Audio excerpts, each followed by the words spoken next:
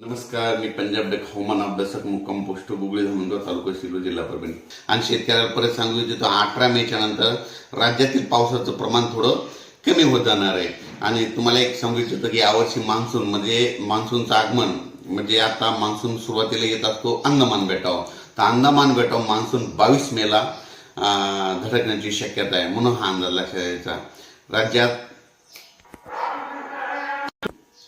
राज्यात ज्यांचे कांदे असेल त्यांनी तुम्ही काय करायचं, झाकून ठेवण्याची तयारी ठेवायची. कारण की आता हे जे पाऊस पडणार आहे पश्चिम महाराष्ट्राकडे, समजा मध्य महाराष्ट्र तसेच कोकणपट्टीकडे जास्त पडणार, म्हणून कांद्याची आंब्याची काळजी घ्या.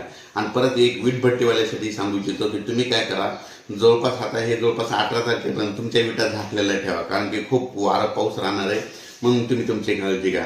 शेतकऱ्यासाठी ते एक सतर्क म्हणून तुम्हाला सांगू देतो की वारं सुटल्याच्या नंतर तुम्ही विजा असल्याच्या नंतर तुम्ही झाडाखाली थांबू नका, तुम्ही तुमचं घर जवळ करा. कारण की या पावसामध्ये विजेचं प्रमाण जास्त आहे, म्हणून हे अंदाज लक्षात घ्या. आणि त्यानंतर सांगू इच्छितो की राज्यात यावर्षी जवळपास